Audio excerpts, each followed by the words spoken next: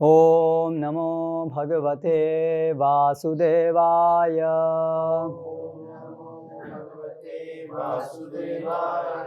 ओम नमो भगवते वासुदेवाय।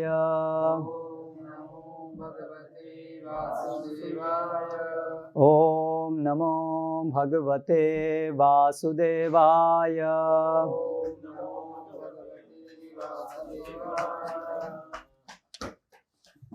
श्रीमद् भगवद गीता यथारूप अध्याय 13 प्रकृति पुरुष तथा चेतना श्लोक क्रमांक 5। ऋषिभिर्बहुधा गीतं छन्दोभिर्विविधैः पृथक् ब्रह्मसूत्रपदैश्चैव हेतुमद्भिर्विनिश्चितैः।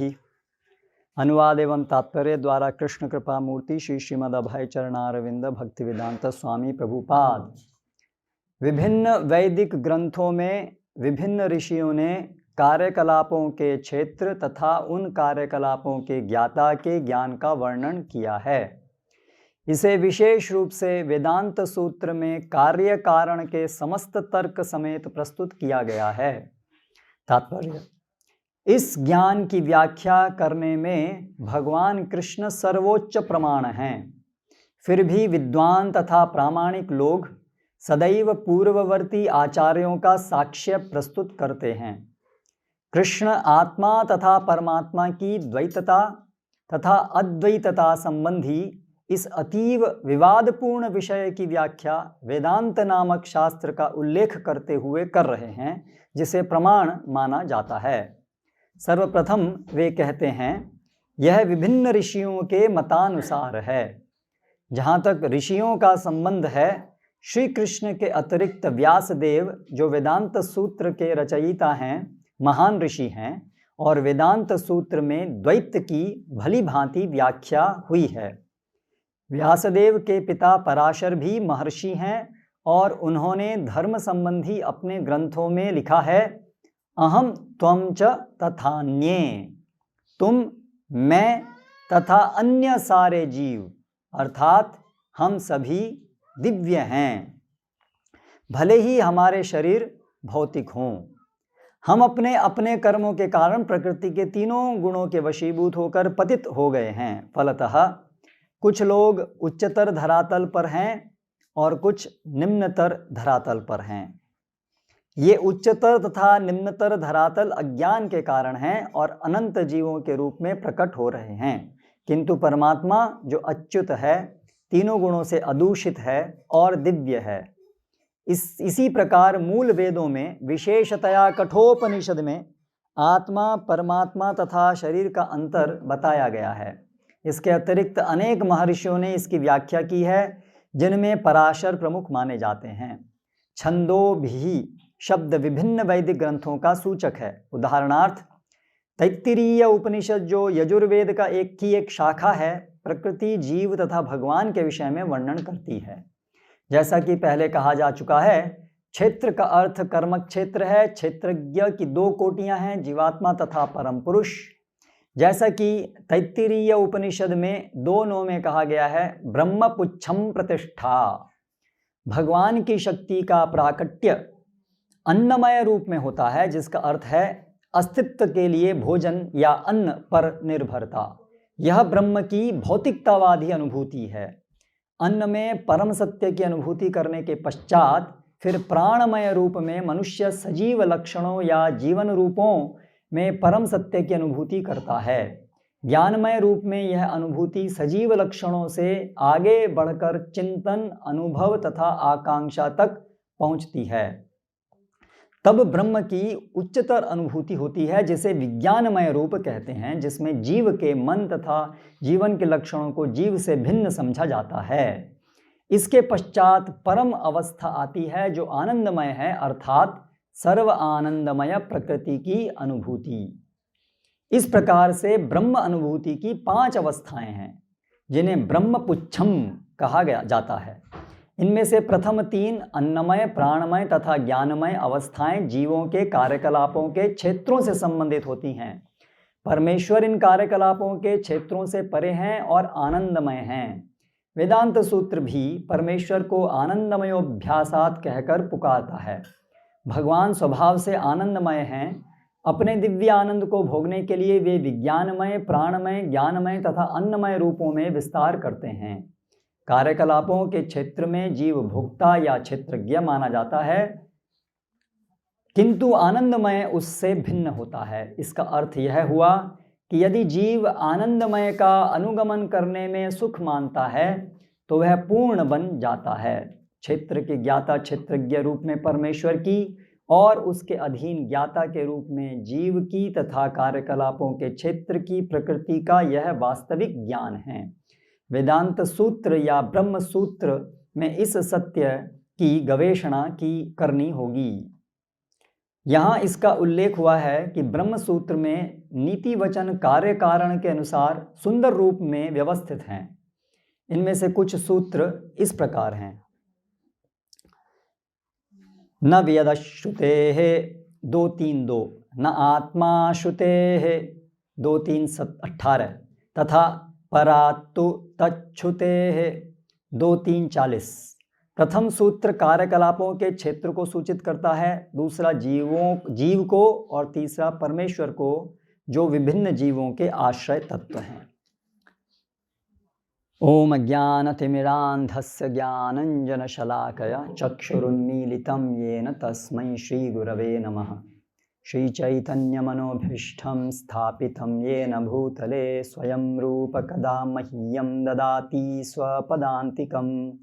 वन्देऽहं श्रीगुरो श्रितः पदकमलं श्रीगुरून् वैष्णवांश्च श्रीरूपं साग्रजातं सहगणरघुनाथान्वितां तं सजीवं साद्वैतं सावधूतं परिजनसहितं कृष्णचैतन्यदेवं श्रीराधाकृष्णपादान् सहगणललिता श्रीविशाखान्वितांश्च।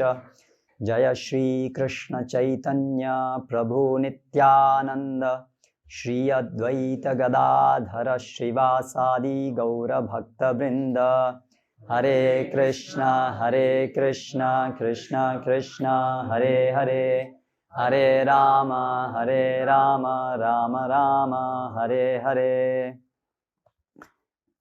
ऋषिभिर्बहुधा गीतं छन्दोभिर्विविधैः पृथक् ब्रह्मसूत्रपदैश्चैव हेतुमद्भिर्विनिश्चितैः।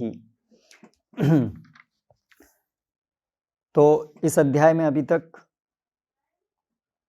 हमने देखा भगवान अर्जुन के प्रश्न का उत्तर देते हुए क्षेत्र, ये शरीर, क्षेत्रज्ञ जो इस शरीर को जानने वाला है, और तत्पश्चात क्षेत्रज्ञं चापि मां विद्धि सर्वक्षेत्रेषु भारत, और एक और क्षेत्रज्ञ जो सभी क्षेत्रों को जानने वाला है, ये बताया। तत्पश्चात क्षेत्र क्षेत्रज्ञयोर ज्ञानम यत्तज्ज्ञानम मतम मम, जो क्षेत्र और क्षेत्रज्ञ के ज्ञान को जो जानता है, का जो ज्ञान है वो ज्ञान है, ऐसा मेरा मत है, भगवान बताते हैं। तो ज्ञान क्या है वो बताया, क्षेत्र क्या है वो बताया, और क्षेत्रज्ञ क्या है वो बताया, ये विषय बताएं। तो अभी भगवान कह रहे हैं कि ये जो मैंने संक्षिप्त में,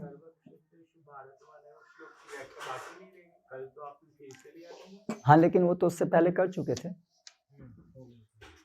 एनीवे वो आज दोबारा आएगी क्योंकि आज का श्लोक वही है कि जो मैंने तुम्हें बताया है वही चीज, वही ऋषि भी बहुधा, बहुत ऋषियों ने अनेक गीतों के द्वारा, छंदों भी ही, वेदों के अंतर्गत इसकी व्याख्या जो मैंने बताया इस ज्ञान की हुई है। ब्रह्म सूत्र पदैश्चैव, ब्रह्म सूत्रों के माध्यम से भी इसी तथ्य का वर्णन हुआ है, जिसमें हेतु मद्भि ही, कार्य कारण, कोई भी कार्य है और उसके पीछे कारण क्या है, इसके संदर्भ में ये विषय क्षेत्र क्षेत्रज्ञ के विषय में चर्चा हुई है। तो अभी ये जो श्लोक है क्षेत्रज्ञं चापि माम सर्व क्षेत्रेषु भारत, तो इसमें जो अद्वैतवादी हैं वो इसकी व्याख्या कैसे करते हैं? क्षेत्रज्ञम चापि माम, वो जो क्षेत्रज्ञ मैंने बताया है पहले, जीव, वो मैं ही हूँ। क्षेत्रज्ञम चापि माम विद्धि सर्व क्षेत्रेषु भारत, वो जो सभी क्षेत्रों में समान जो जीव और वो मैं, इसलिए सब एक ही है। तो इस तरह से एकात्मवाद, एक ही आत्मा है।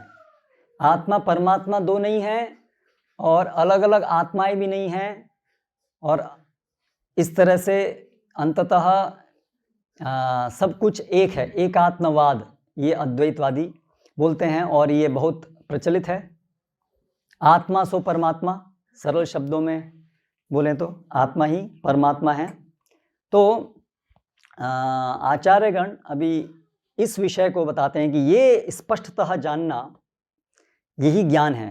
अंतर क्षेत्र, क्षेत्रज्ञ और ये जो दो प्रकार के क्षेत्रज्ञ, ये साथ साथ हैं। अभी हर शरीर में क्या हो रहा है? शरीर मतलब क्या? क्षेत्र। क्षेत्र के अंदर क्या है? दो प्रकार की आत्मा, एक आत्मा और एक परमात्मा है। तो तीनों एक साथ मिले हुए हैं। तो कोई भी हम शरीर देखेंगे वहाँ पर उसमें ये तीन चीज़ हैं, शरीर है और दो आत्माएं हैं। लेकिन ये समझना जरूरी है कि ये मिलने पर भी घुले हुए नहीं हैं। ये मिलने पर भी घुले हुए नहीं हैं। इन्होंने अपना अपना अस्तित्व अलग अलग बना करके रखा हुआ है। ऐसा नहीं है कि ये सब इनका अलग अलग अस्तित्व नहीं है। खिचड़ी में भी वैसे तो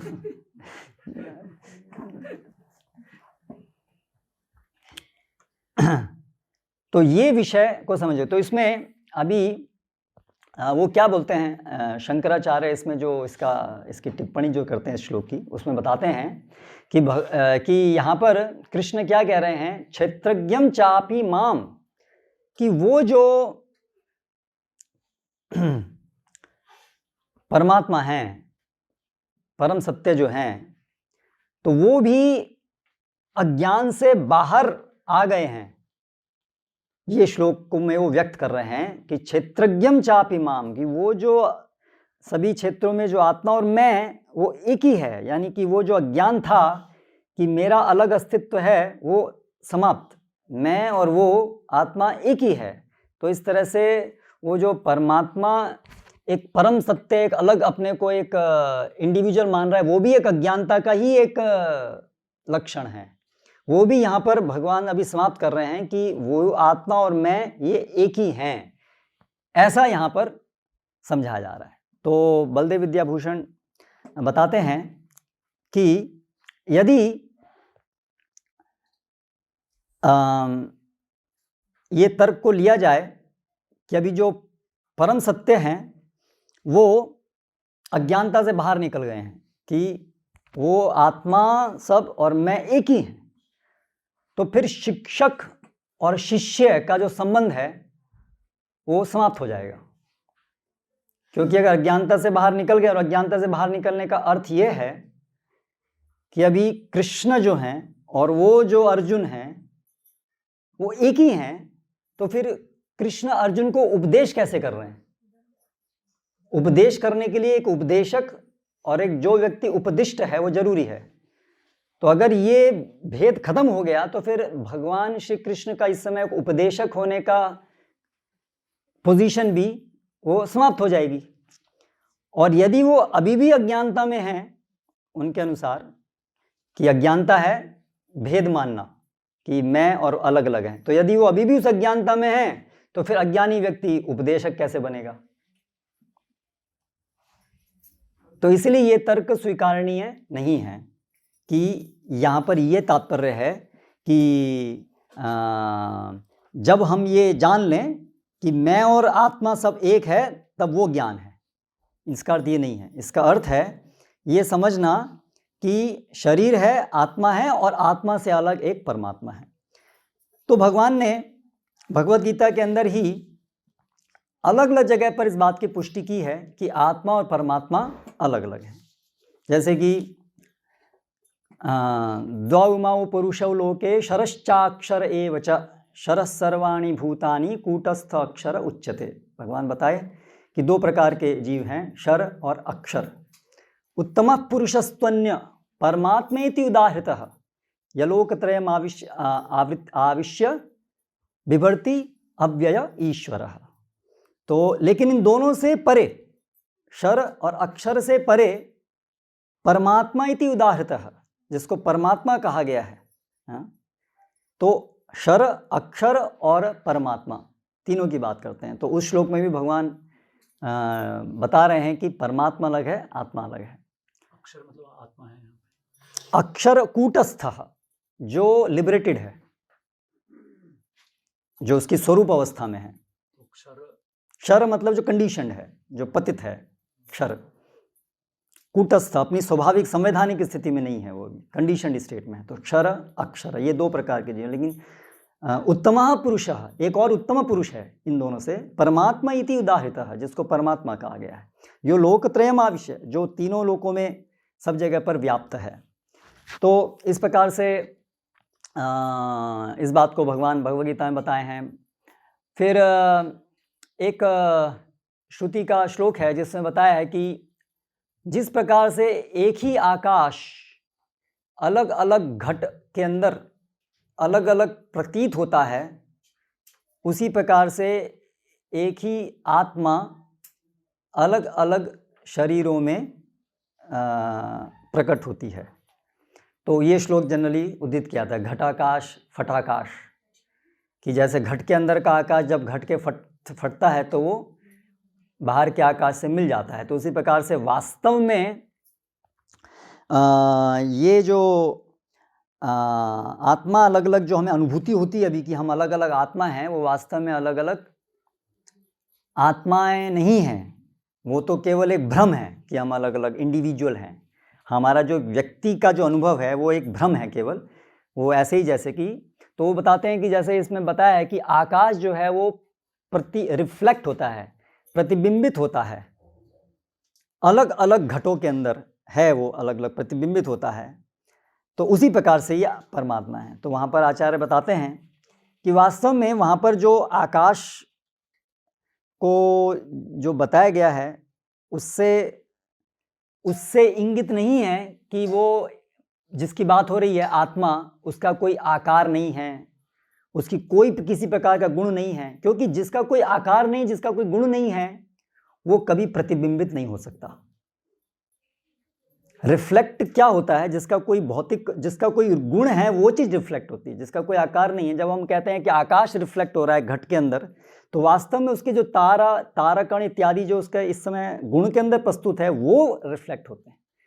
जो आकाश है, जो किसी भी गुणों, इवन जो दिखने वाले जो प्रतिबिंबित गुण हैं उनसे रहित है, तो वो तो हम वहाँ प्रतिबिंबित नहीं देखते हैं। जो प्रतिबिंबित होता है वो तो जो गुण है, तारे इत्यादि हैं, नक्षत्र हैं, वो प्रतिबिंबित होते हैं। तो इसलिए यहाँ पर उसका ये इस उदाहरण के अंदर वो नहीं लिया गया है कि वो, क्योंकि निराकार कोई भी चीज़ इस प्रकार की चीज़ का प्रतिबिंब हो नहीं सकता है।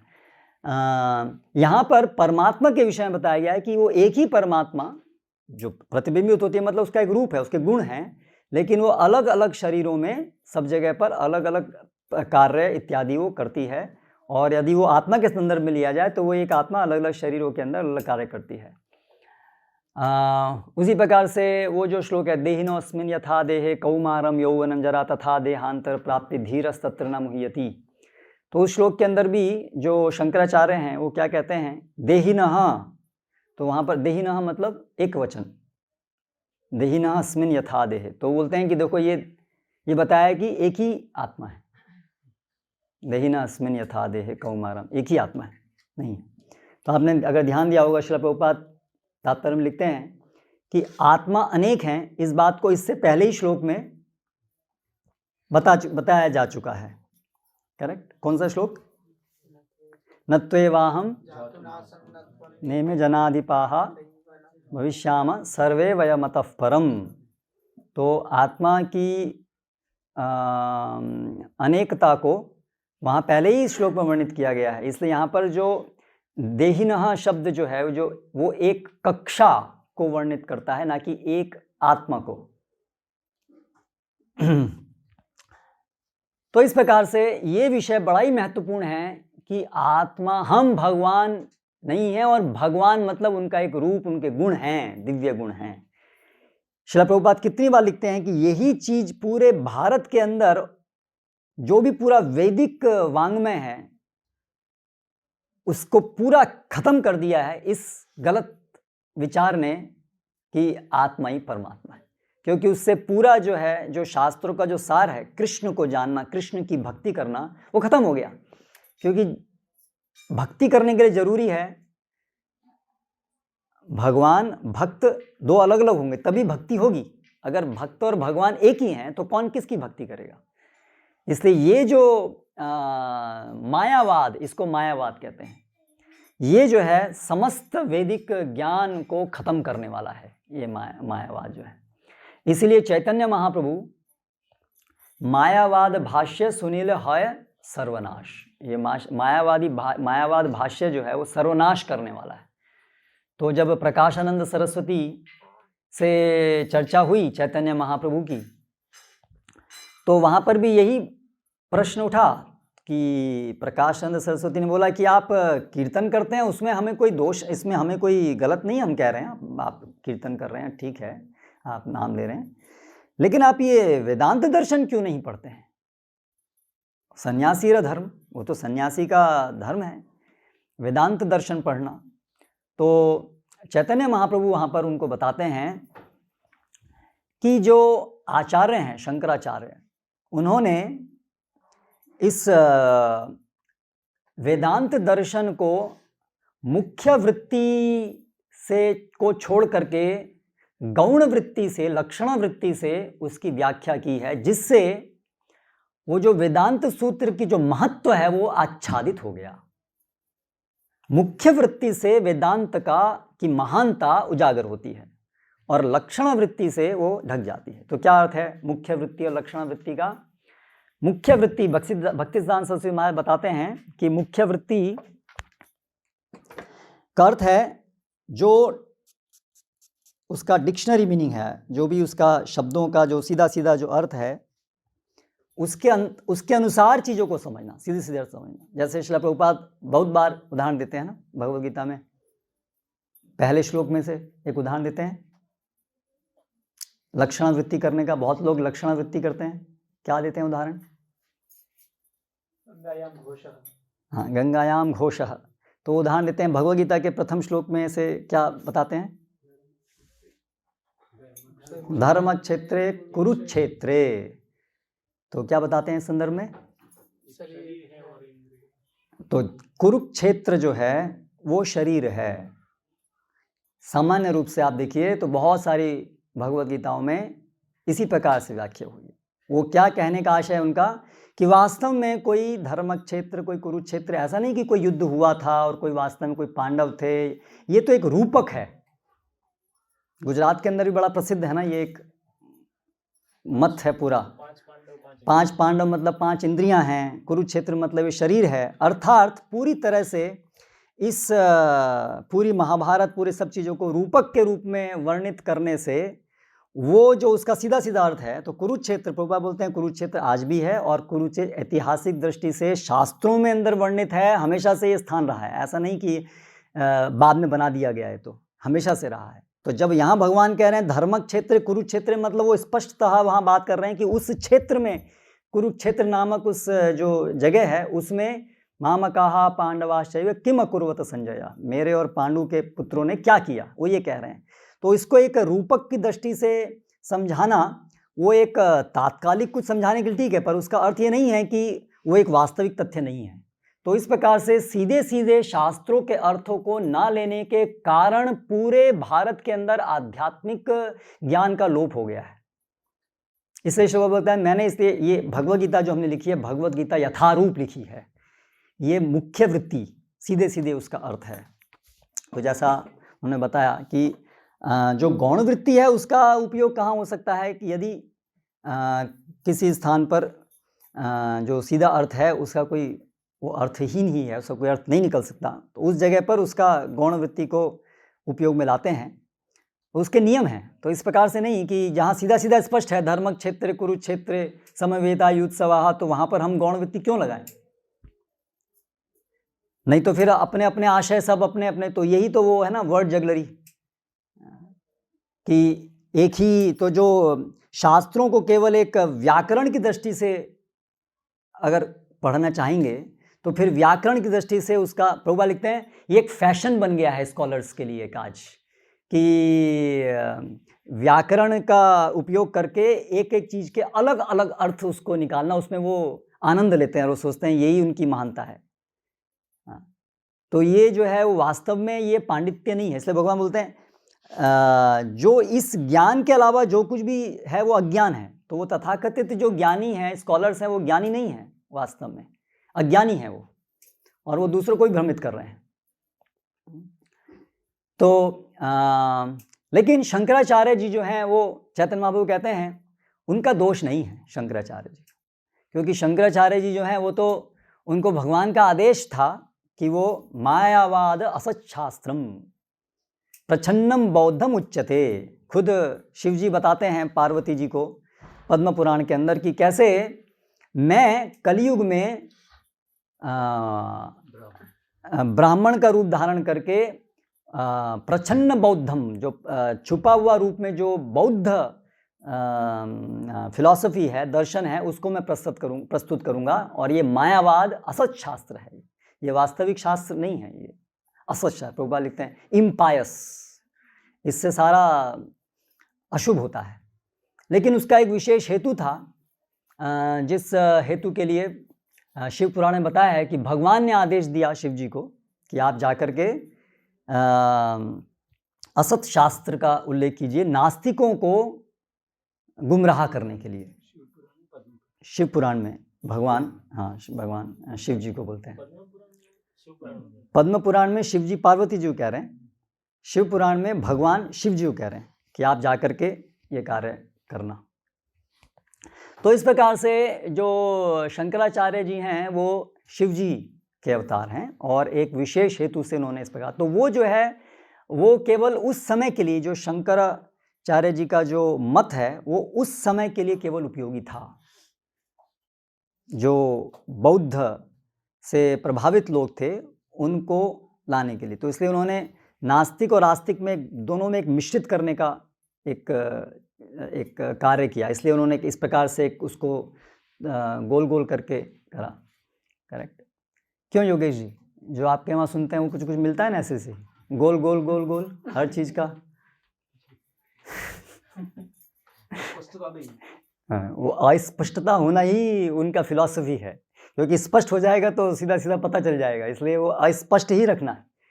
और इसे सब लोग जब बैठते हैं तो जब उनको समझ में नहीं आता सोचते हैं बहुत बड़ी चीज़ है, ये समझ में ही नहीं आ रही है। कितनी गहरी, कितनी बड़ी चीज़ है कि समझ में ही नहीं आ रही है। करेक्ट। तो लेकिन तो चैतन्य महाप्रभु बताते हैं कि इस तरह से जो आचार्य का जो भाष्य है तो वो तो जानबूझ करके इस प्रकार से प्रस्तुत किया गया था। तो वो जो, लेकिन जो वेदांत है वो तो मैं समझ रहा हूँ कि वेदांत क्या है, वो तो स्पष्ट है, वो तो सूर्य के समान स्पष्ट है। सूर्य जैसे अपने को प्रस्तुत करता है, सूर्य के ही कारण न हम सूर्य को देख पाते हैं बल्कि सब अन्य चीज़ों को भी देख पाते हैं। तो उसी प्रकार से ईश्वरेर वाक्य नहीं दोष यही सब, ब्रह्म प्रमाद विप्रलिप्सा करना पाटव, ईश्वरेर वाक्य नहीं दोष यही सब। जो ईश्वर के वाक्य हैं उसमें ब्रह्म प्रमाद विप्रलिप्सा करना पाटव ये दोष नहीं है, इसलिए ईश्वर के वाक्य को यथारूप लेना है। लेकिन जब हम ईश्वर के वाक्य में गौण वृत्ति कर देते हैं तो फिर जो हमारे अंदर जो ये चार त्रुटियां हैं, ब्रह्म प्रमाद विप्रलिप्सा कर्ण पाटव, वो आरोपित हो जाते हैं ईश्वर के वाक्य में। जो ईश्वर के वाक्य दोष रहित थे वो हमारे अपने गौण वृत्ति के माध्यम से उसको समझाने के कारण वो अभी दोषपूर्ण हो जाते हैं। तो ऐसा हुआ है शंकराचार्य के जो उन्होंने जो वर्णन किया उसके द्वारा इस प्रकार से हुआ है। तो ये चैतन्य बताते हैं कि इसलिए जो उसका सीधा सीधा अर्थ है वेदांत सूत्र का, तो वो हमें लेना है शास्त्रों का। और वास्तव में वेदांत सूत्र के ऊपर जो खुद व्यासदेव जी की जो टिप्पणी है वो है श्रीमद् भागवतम। तो वो आधार है श्रीमद् भागवतम। और वास्तव में आज ऐसा प्रचलित है कि वेदांत सूत्र मतलब शरीर का भाष्य, एकमात्र अगर वेदांत सूत्र को समझना है तो शरीर का भाष्य। तो वेदांत सार एक पुस्तक है जिसमें शंकराचार्य जी के पूरे मत को विस्तार से वर्णन किया गया है। लेकिन वास्तव में वेदांत सूत्र के ऊपर पहले जो व्याख्या हुई वो विष्णु स्वामी के द्वारा हुई, विशिष्ट अद्वैतवाद, सॉरी ये शुद्ध अद्वैतवाद। लेकिन वहीं पर ही जो अद्वैतवादी थे उन्होंने उसको वहीं से उसको तोड़ मरोड़ करके अद्वैतवाद जो है ये इस प्रकार से उसको तोड़ मरोड़। तो फिर बाद में रामानुजाचार्य और फिर बाद में मध्वाचार्य उन्होंने आकर के शंकराचार्य जी के द्वारा जो प्रस्तुत किया गया था मत, उसका खंडन किया और सही सिद्धांत को स्थापित किया। और फिर श्री चैतन्य महाप्रभु ने बहुत सरल तरीके से उस बात को, जो पूरा शंकराचार्य जी का जो मत है, बहुत सरल तरीके से उसको काटा। आप देखिए प्रकाशानंद सरस्वती वाराणसी के अंदर सारे जो मायावादी सन्यासी थे उनके प्रमुख थे वो। तो चैतन्य चैतामृत हम देखेंगे तो जो उनका वार्तालाप हो रहा है तो किस प्रकार से उन्होंने कितनी सहजता से जो वाराणसी जो पूरा गढ़ है मायावाद का और उसके जो वहाँ पर नेता हैं प्रकाशानंद सरस्वती, कैसे उनको आसानी से उनको परिवर्तित कर दिया चैतन्य महाप्रभु ने। तो क्या किया चैतन्य महाप्रभु ने? तो सर्वप्रथम जब चैतन्य महाप्रभु वहाँ पर गए वाराणसी में तो वो चंद्रशेखर उनके यहाँ पर रुके, जो कि ब्राह्मण नहीं थे, और सड़कों पर कीर्तन करते, नाचते गाते, और सब जगह वाराणसी में बात फैलने लगी कि भाई ये जो है सन्यासी है और लेकिन ये तो भावुकतावश नाचता है गाता है, जो सारे सन्यास धर्म को नष्ट कर रहा है। तो ये बात जो है चंद्रशेखर और तपन मिश्रा के कानों में पड़ती और बहुत परेशान होते, बहुत उनको दुख होता ये चैतन्य महाप्रभु के विषय में अपमानजनक बातों को सुन करके।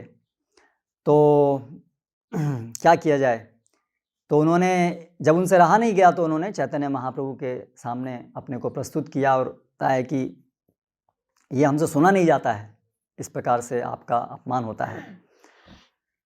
तो चैतन्य महाप्रभु ने विचार किया अंदर अंतःकरण में, ठीक है अभी मेरे भक्त भी बहुत परेशान हो रहे हैं, तो क्या किया जाए, इसके लिए कुछ व्यवस्था की जाए। तो तभी एक ब्राह्मण वहाँ पर उपस्थित होता है और वो चैतन्य महाप्रभु को आमंत्रित करता है अपने घर भोजन के लिए। तो वो बोलता है कि मैं जानता हूँ कि आप जो है इस प्रकार से अन्यत्र नहीं जाते हैं कहीं, लेकिन मेरा एक निवेदन है, आप कृपया आइए। और मैंने सारे वाराणसी के जो सन्यासी हैं उन सबको ही मैंने आमंत्रित किया है। तो चैतन्य महाप्रभु मुस्कुराते हैं, क्योंकि वो भगवान की प्रेरणा से वो ब्राह्मण वहाँ उस समय उपस्थित हुआ था। और फिर चैतन्य महाप्रभु जाते हैं और चैतन्य महाप्रभु जैसे ही प्रविष्ट होते हैं उस सभा में जहाँ पर सभी वाराणसी के मायावादी सन्यासी भी उपस्थित थे, तो उनके दिव्य शरीर की कांति देख करके तुरंत सभी लोग प्रभावित हो जाते हैं सबसे पहले तो, और तुरंत अपने इस आसनों से उठ जाते हैं, है ना। तो ये सर्वप्रथम चैतन्य महाप्रभु अपनी जो शरीर की कांति है, आभा है, उसको प्रदर्शित करते हैं जो उनके ऑडियंस हैं उनको तैयार करने के लिए, उनको परिवर्तित करने के लिए। तो भगवान इस प्रकार से अपने ऐश्वर्य का उपयोग जीव को अपने तक खींचने के लिए करते हैं। तो फिर चैतन्य महाप्रभु वहाँ पर जहाँ पहले प्रक्षालन करते हैं चरणों का, और फिर वहीं उसी स्थान पर बैठ जाते हैं। तो प्रकाशानंद सरस्वती तुरंत उठते हैं और उनकी तरफ जाते हैं और पूछते हैं कि क्या हो गया, आप यहाँ क्यों बैठ रहे हैं, आप इतने गंदे स्थान पे आप क्यों बैठ रहे हैं, और उनका हाथ पकड़ करके ले आते हैं।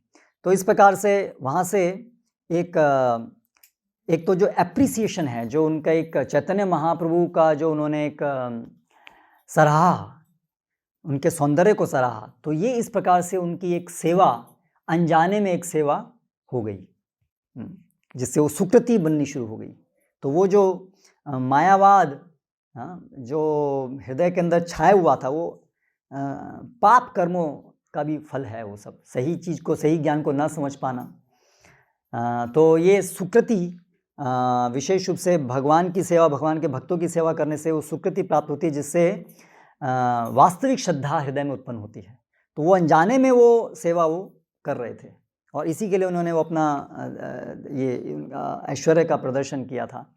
और फिर वो वहाँ पर फिर ये वार्तालाप शुरू होता है कि आप क्यों ये इस तरह से कर रहे हैं। तो फिर वो बताते हैं, वो हम देखते हैं, जानते हैं कि गुरु मोरा मूर्ख जानी, गुरु ने मुझे मूर्ख बोला, वेदांत दर्शन तुम्हारा अधिकार नहीं है, इत्यादि इत्यादि इत्यादि। और फिर वो बोलते हैं चैतन्य महाप्रभु, अगर जब वो पूछते हैं कि आप बताइए तो आप वेदांत दर्शन क्यों नहीं पढ़ रहे हैं, चलिए आप कीर्तन कर रहे हैं, ठीक है, नाम ले रहे हैं, लेकिन वेदांत दर्शन, तो बोले आप बुरा ना माने तो मैं बोलूँ। तो सभी सन्यासी बोलते हैं, अरे हम आप तो साक्षात नारायण हैं, आप जो बोलेंगे आप तो कभी गलत बोल ही नहीं सकते हैं। तो फिर वहाँ पर इस प्रकार से दोबारा से सेवा उन्होंने की चैतन्य महाप्रभु की, और जिससे उनका हृदय जो है वो अभी स्वच्छ हो गया।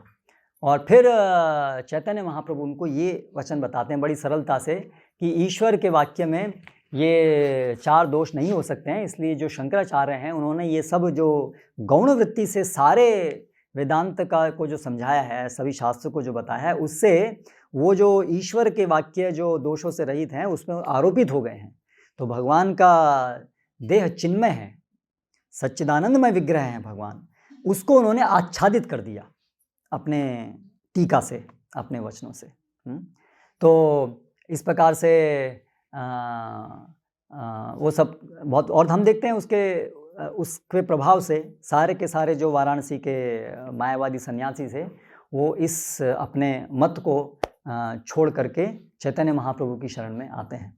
तो इस प्रकार से हम देखते हैं कि चैतन्य महाप्रभु की लीला में ये जो अद्भुत कार्य है, बहुत कठिन कार्य है, जिसके हृदय के अंदर ये जो मायावाद घुसा हुआ है, उसका उद्धार करना सबसे मुश्किल काम है।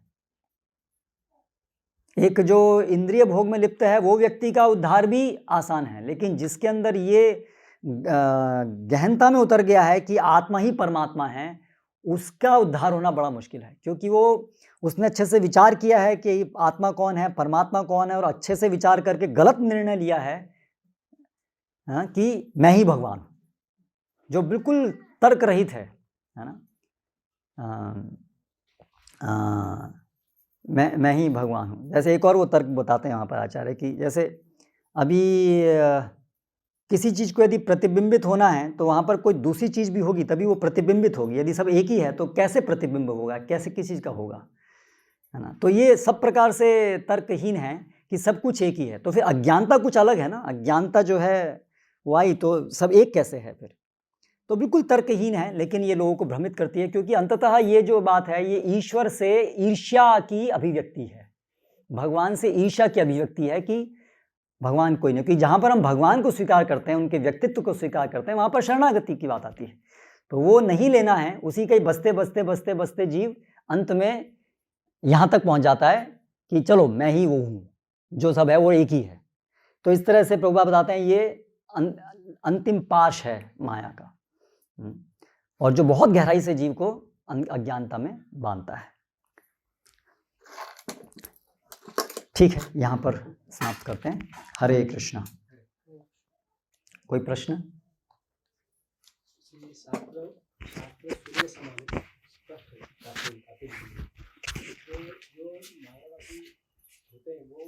पहले से ही शास्त्र पढ़ के मारा कंक्लूजन मारते हैं, पहले से मारा गाना होता है, वो शास्त्र उस तरह से पढ़ते हैं। तो जिनके हृदय के अंदर ये भगवान से ईर्ष्या द्वेष का बीज है, और इस स्तर पे है कि उनका एक रुझान है उस तरफ, भगवान को स्वीकार ना करना, तो birds of the same feather flock together, तो अनेक अनेक चीज़ सुनते हैं, लेकिन उनका आकर्षण विशेष रूप से उसी दर्शन की तरफ होता है, क्योंकि उनके हृदय के अंदर उस प्रकार की श्रद्धा है। हाँ, श्रद्धामयोयम पुरुषः, श्रद्धा के अनुसार ही व्यक्ति अलग अलग चीजें करता है। जनन्ते सात्विको देवा, तो इस प्रकार से उनकी एक अपने अंदर एक अवधारणा है जिसकी वजह से वो इसी प्रकार के मत की तरफ सहर्ष या आसानी से आकर्षित होते हैं और वो उनसे मिलने पर और बलिष्ठ हो जाती है। लेकिन इसके विपरीत यदि कोई श्रद्धावान, भक्ति में श्रद्धावान कोई व्यक्ति है, यदि वो किसी मायावादी के संपर्क में आता है, तो अगर वो बहुत, उसकी श्रद्धा बहुत स्ट्रांग नहीं है, इवन भागवत में तो चैतन्य बताते हैं कि इवन एक महाभागवत भी ये शरीर का दर्शन भाष्य को सुन करके प्रभावित हो, इतनी प्रबल है ये। लेकिन अगर कोई बहुत बहुत स्ट्रांग है तो वो उसको सुनेगा, उसको लगेगा ये बेकार है, बकवास। लेकिन ज़्यादातर लोग जो हैं बीच में होते हैं, तो वो जो है उससे बहुत समय तक भ्रमित रह सकते हैं, उससे प्रभावित होते हैं। इसलिए मायावाद सुनिले होइल सर्वनाश। तो अगर आपके अंदर वो सुकृति भी थी भगवान को समझने की, तो भी मायावाद को सुनने से वो आच्छादित हो सकती है, ढक जा सकती है। तो इसे दोनों चीज हैं, सुनने से भी प्रभाव है और सुनने के पहले भी है, क्योंकि हमारा तो जन जन्मांतर हमारी श्रद्धा तो विकसित होती है। लेकिन हम समस्या ये है कि निष्पक्ष कैसे होंगे। अंततः हर एक का एक ऑलरेडी एक हृदय के अंदर श्रद्धामयो यम पुरुषः, वो एक श्रद्धा से तो बना हुआ ही है। तो इसलिए निष्पक्ष होना, जब हम कहते हैं निष्पक्ष, मतलब वो ऑलरेडी एक बहुत ऊंची स्तर है जिसको हम निष्पक्ष कह रहे हैं, उसमें ऑलरेडी स्वीकृति है, तभी वो निष्पक्ष इस प्रकार से हो पाएगा। यानी कि शास्त्रों को यथावत समझना वो एक बहुत शुद्धि की अवस्था है। वो निष्पक्षता जो है वो एक सतोगुण को इंगित कर रही है। वो जो जीव की जो वास्तविक श्रद्धा है भगवान के प्रति शरणागत होने की, वो उसकी संवैधानिक स्थिति है। वो जब दूषित हो जाती है तब ये अन्य सारे वाद बनते हैं। तो जब निष्पक्ष होना मतलब उसके नजदीक आना, उस संवैधानिक स्थिति, उसमें चीजों को यथावत समझा जाता है। तो यदि तार्किक रूप से, सामान्य रूप से देखें तो ऐसा नहीं कहा जाए कि यदि एक व्यक्ति के पास दो लोग आते हैं, मायावादी और भक्त, तो मायावादी ही ज्यादा प्रभाव करेगा हमेशा। जब तक मायावाद है तब तक भक्ति प्रभाव नहीं कर पाएगी। इसलिए मायावाद ज्यादा स्ट्रांग है, तो ज्यादा स्ट्रांग है तो वो सही होना चाहिए मत, कि जिसका बल ज्यादा वो सही मत हो गया। तार्किक रूप से उसका ज्यादा स्ट्रांग पावर है, इसका मतलब यदि भ्रमित हो जाते हैं तो। अभी माया जो है वो यहाँ पर मायावी जो जीव है उनके ऊपर माया ज्यादा भावी है, करेक्ट। तो इसका अर्थ नहीं कि वो सत्य हो गई, उसका तो कोई लिंक नहीं है कि जो चीज़ बलशाली है वो सत्य है। प्रबल तो, क्योंकि प्रबल में तो एक दूसरा पक्ष की भी तो उसमें बात है ना, उसको क्या चीज़ वो उससे प्रभावित हो रहा है, उसमें केवल एक पक्ष नहीं है, उसमें दूसरा पक्ष भी है कि उसकी वीकनेस भी है जीव की। अगर वीकनेस है तो वो ज़्यादा प्रबलशाली हो रही है, लेकिन अन्यथा जो जीव अपनी संवैधानिक स्थिति में है तो उसके लिए तो माया उसको प्रभावित नहीं कर सकती है। तो संवैधानिक रूप से माया बलशाली नहीं है और माया से लोग निकलते हैं, तो इसका मतलब माया से अधिक बलशाली हैं भगवान। और अंततः तो भगवान सभी के आदि हैं, तो जो आदि हैं वो तो सर्व बलशाली होने ही चाहिए शक्ति से। तो इसलिए माया तो सर्वोच्च नहीं कही जा सकती, नहीं तो फिर तो माया सर्वोपरि कहलाई जानी चाहिए। फिर जब तक भ्रम दशा में है तब तक उसको लगेगा कि ये सही है। हाँ, जैसे पात्र इदम रजतम, पात्र को सुवर्ण समझ लिया, तो सुवर्ण समझ लिया तो समझ लिया। अब जब तक वो मोह भंग नहीं होगा तब आप उसको सुवर्ण समझते रहो। जिस समय भंग होगा मोह, तो उसको ये समझ में आएगा कि ये यथार्थ नहीं है, यथार्थ है, यथार्थ कुछ अलग है। तो अज्ञान दशा में तो वस्तु को सही समझ आ ही जाता जी। यस, प्रभु भोग करने की प्रवृत्ति है, इसलिए भी मायावाद ज्यादा अच्छे से प्रचार हो रहा है, क्योंकि इसमें बिल्कुल जो भी सारे वाद हैं, चाहे वो भौतिकतावाद है चाहे वो मायावाद है, उसका मूल कारण तो है कृष्णा भूलिया जीवा भोगा वांछा करे पाशेते माया तारे झपटे दे। तो मूल कारण तो भोगी है, कृष्ण की सेवा ना करना, सेवोन्मुख ना होना, भोगोन्मुख होना, वही सारे अन्य वादों का या हमारे अन्य किसी भी तरफ डाइवर्ट होने का कारण है। बलदेव विद्याभूषण का वेदांत सूत्र पे तो भाष्य गोविंद भाष्य, ऐसे भगवत गीता पे कॉमेंट है, उसका कोई नाम है गीता भूषण। गीता भूषण। तो उसमें जो कमेंट में जो शुरुआत में पढ़े आप बोले कि जो भी मायावाद खंडन किए हैं तो उसमें शंकराचार्य का नाम दिए यस, बलदेव विद्याभूषण। हाँ क्यों नहीं। नाम नहीं लेकर के खंडन करना वो तो आधुनिक पद्धति है, इसमें ये सोचते किसी को बुरा नहीं लगता है। पहले ब्राह्मण लोग ऐसा नहीं सोचते किसी को बुरा नहीं लगे, सत्य क्या है असत्य क्या है बुरा लगाते नहीं। देखो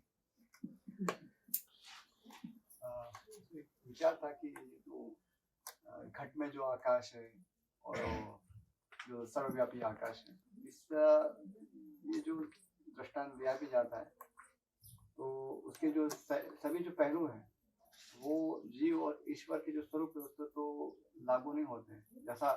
जैसे आकाश है तो आकाश इसका अस्तित्व ऐसा है ऐसा मान भी लिया जाए तो फिर भी और सब कुछ आकाश ही है और केवल वो तो घट में खाली अभिव्यक्त हो रहा है तो घट के कारण ऐसा हो रहा है, लेकिन फिर भी आकाश एक पृथक विषय है और घट एक पृथक विषय है और घट है उसका निर्माण आकाश ने नहीं किया है। आकाश है वो तो केवल आप एक एनालॉजी से समझाने का प्रयत्न कर रहे हैं। मतलब वो कह रहे हैं कि घट मतलब अज्ञान, लेकिन वो जो घट अज्ञान है और आकाश मतलब फिर आकाश का है, उसका निर्माण किसने किया? किसका? घट का निर्माण किसने? वेल सभी एक ही है तो फिर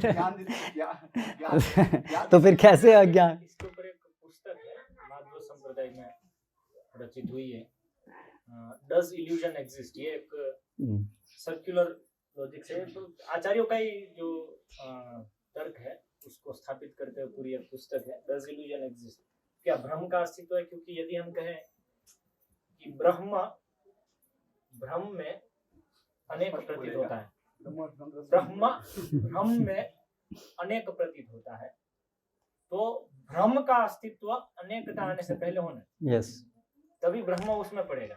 यदि सब कुछ एक है तो भ्रम कहाँ गया? तो मतलब भ्रम का अस्तित्व नहीं है, भ्रम का अस्तित्व नहीं है तो ब्रह्म उसमें पड़ेगा कैसे?